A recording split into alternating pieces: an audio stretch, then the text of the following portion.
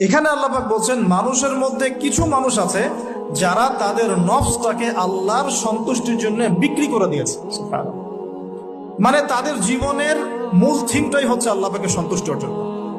কোনো কিছুকেই তারা আল্লাহ সন্তুষ্টির উপর প্রাধান্য দিবে না। যদি কোটি টাকার অফার আসে হারাম, সে সেটা রিজেক্ট করবে, আল্লাহ নারাজ হবে। একটা সুন্দরী মেয়ে যদি জেনার অফার করে, সে রিজেক্ট করবে, কারণ সে আল্লাহকে ভয় করে। সে আল্লাহ পাকের জমিনের উপরে গায়রুল্লাহ বা কুফফারদের তাগুতদের কোনো লস ইমপ্লিমেন্ট করতে পারবে না, কারণ সে আল্লাহকে ভয় করে। সে ইকোনমিক লাইফে হালাল হারামের পরোয়া করে চলবে, কারণ সে আল্লাহকে ভয় করে। সে তার পরিবারে পর্দা এস্টাবলিশ করবে, বিকজ সে আল্লাহকে ভয় করে। মানে আল্লাহ পাকের সন্তুষ্টির জন্য নিজের নফসটাকে, জান মাল সবকিছুকে বিলিয়ে দিয়েছে।